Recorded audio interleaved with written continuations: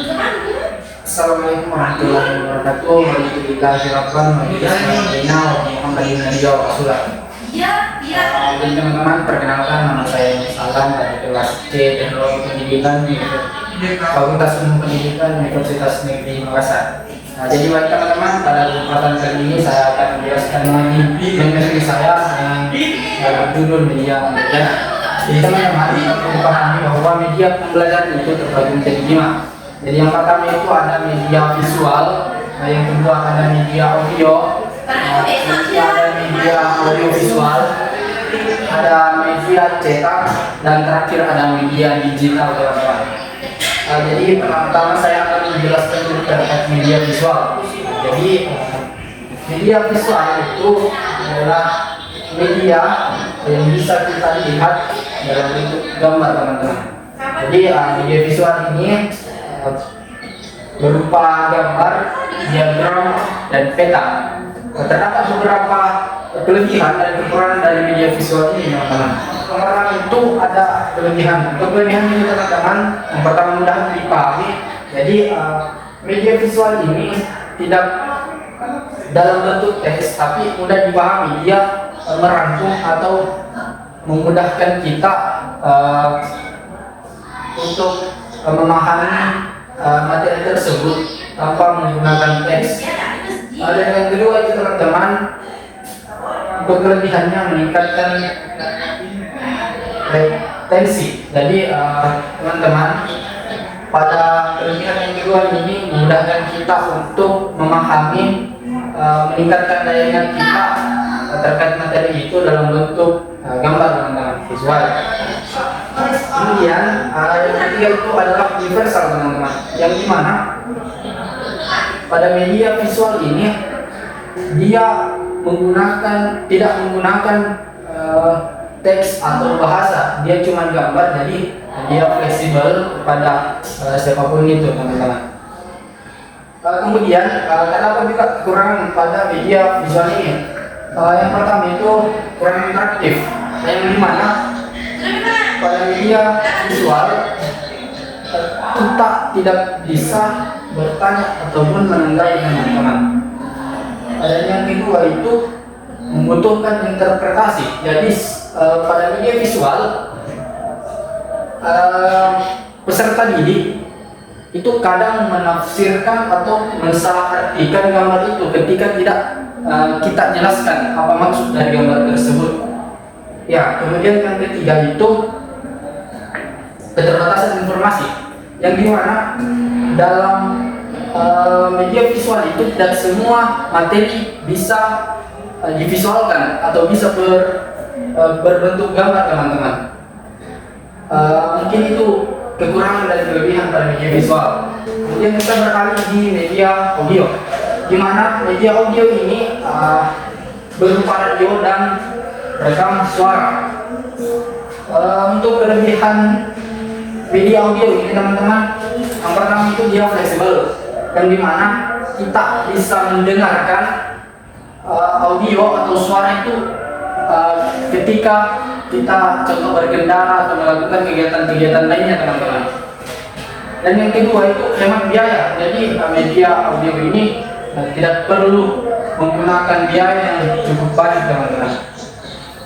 Yang ketiga itu membangun imajinasi. Nah, di sini kelebihan media audio, teman-teman. Jadi kita mendengarkan, tapi kita mengimajinasikan apa yang kita dengarkan, teman-teman. Kemudian kekurangan untuk media audio ini, teman-teman. Kekurangan yang pertama itu kurang visual.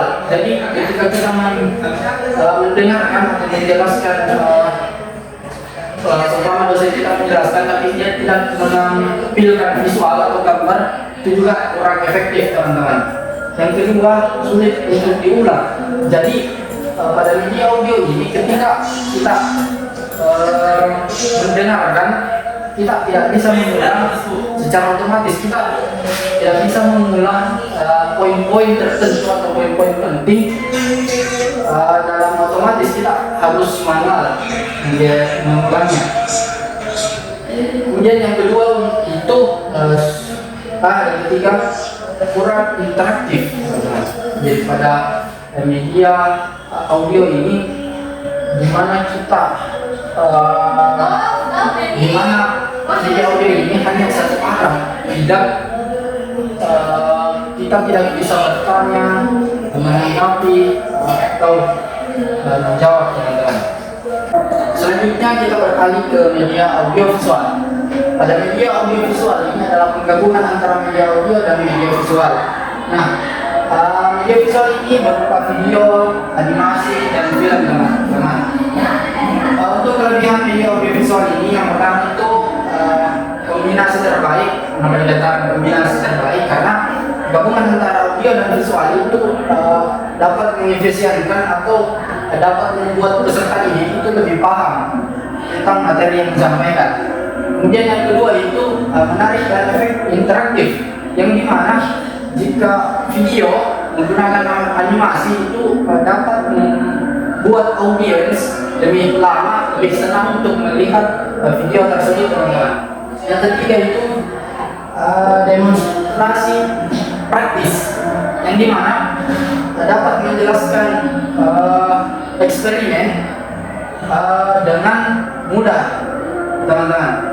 Kemudian untuk kekurangan dari media audiovisual ini, yang pertama itu biaya yang tinggi. Biaya tinggi yang dimaksud ini kita membutuhkan biaya untuk pembelian alat-alat membuat video ataupun film. Yang kedua itu membutuhkan teknologi. Membutuhkan teknologi di sini yang dimaksud bahwa membutuhkan alat dan jaringan yang stabil untuk mengambil suatu video atau untuk membuat film, teman-teman. Dan yang ketiga, kurang fleksibel, di mana pada media audiovisual ini sangat cepat sehingga beberapa individu atau beberapa peserta didik itu tidak bisa menyesuaikan kecepatan atau tidak sama dengan kecepatan berpikir peserta didik. Kemudian media cetak, yang dimana media cetak itu berupa buku, modul, dan leaflet, teman-teman. Untuk kelebihan dari media cetak itu, yang pertama mudah diakses. Jadi buku banyak ditemukan di beberapa tempat, baik itu dalam perpustakaan ataupun di luar kampus, teman-teman. Yang kedua itu dapat dipegang, jadi buku itu dalam bentuk fisik, kita bisa memegangnya, kita bisa seumpama ada materi yang ingin kita tandai atau nomor halaman yang kita tandai, itu kelebihannya untuk media cetak. Kemudian kelebihan yang terakhir pada media cetak adalah biaya yang relatif murah. Nah, di sini kalau kita ingin seumpama kita mau membeli buku, apalagi dengan jumlah yang banyak, itu akan biayanya akan dimurahkan, teman-teman. Dan kekurangan media cetak. Kekurangan media cetak yang pertama itu kurang interaktif. Jadi pada buku kita, pada media cetak, ya khususnya buku, kita tidak bisa bertanya, menanggapi atau menjawab. Yang kedua itu kurang menarik, ya seperti yang biasa kita lihat ataupun itu dirasakan pada diri teman-teman, bahwa bahwasanya ketika kita melihat buku itu kayak adalah rasa-rasa bosannya, teman-teman. Dan yang ketiga itu tidak ramah lingkungan. Nah, ini biasa kita lihat di beberapa kelas ada beberapa terceceran kertas-kertas yang entah itu dari buku, makalah, dan sejenisnya. Kemudian kita beralih ke media yang terakhir, teman-teman, yaitu media digital. Media digital di sini itu berupa e-learning, aplikasi, dan media edukatif. Oke, kelebihan media digital, teman-teman, yang pertama itu interaktif, yang dimana kita bisa menanggapi atau bertanya dengan secara instan, teman-teman, mudah. Kemudian yang kedua itu mudah diakses, jadi kita bisa mengakses dalam kampus ataupun di luar kampus, teman-teman. Yang ketiga itu fleksibel, jadi kita bisa mengupgrade atau memperbarui entah itu aplikasi, learning, atau edukasi. Kemudian untuk kekurangan media digital ini, yang pertama itu ketergantungan pada teknologi. Jadi ketergantungan pada teknologi ini semisal pada internet, kepada handphone, kepada apapun itu terkait teknologi. Yang kedua itu potensi distraksi, yang dimana mungkin dalam media pembelajaran digital ya, banyak beberapa notifikasi terkait telepon segala macam yang membuat pembelajaran terganggu. Dan yang ketiga itu mahal. Mengapa dikatakan mahal? Media pembelajaran digital ini kita perlu menggunakan data teman-teman, menggunakan handphone dan sejenisnya.